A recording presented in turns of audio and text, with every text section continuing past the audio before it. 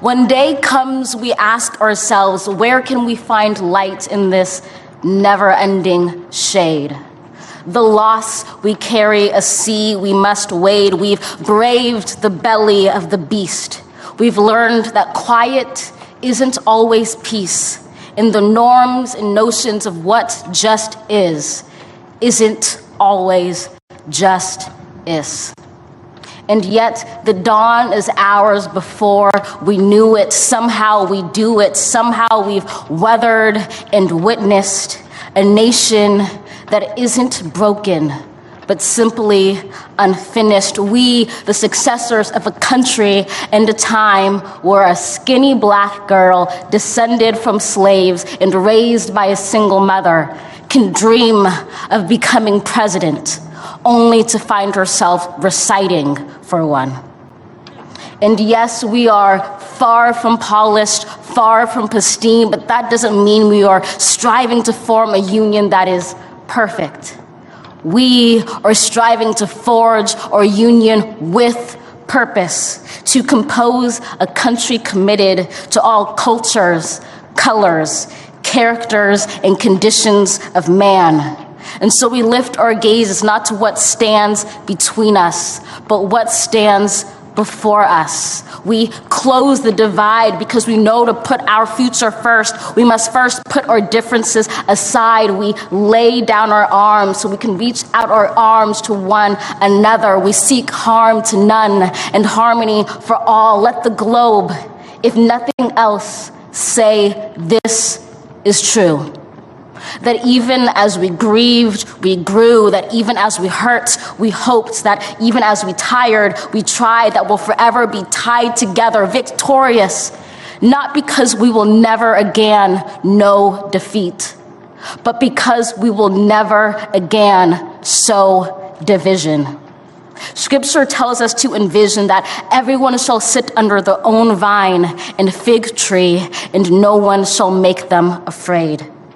If we're to live up to our own time, then victory won't lie in the blade, but in all the bridges we've made. That is the promised glade, the hill we climb, if only we dare it, because being American is more than a pride we inherit. It's the past we step into and how we repair it.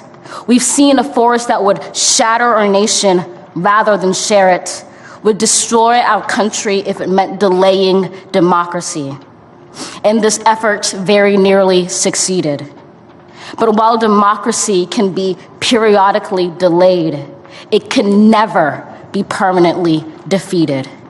In this truth, in this faith we trust, for while we have our eyes on the future, history has its eyes on us. This is the era of just redemption. We feared it at its inception. We did not feel prepared to be the heirs of such a terrifying hour, but within it we found the power to author a new chapter, to offer hope and laughter to ourselves. So, while once we asked, how could we possibly prevail over catastrophe?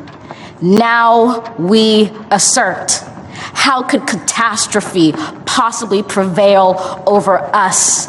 We will not march back to what was, but move to what shall be, a country that is bruised but whole, benevolent but bold, fierce and free. We will not be turned around or interrupted by intimidation, because we know our inaction and inertia will be the inheritance of the next generation. Our blunders become their burdens. But one thing is certain. If we merge mercy with might and might with right, then love becomes our legacy and change our children's birthright.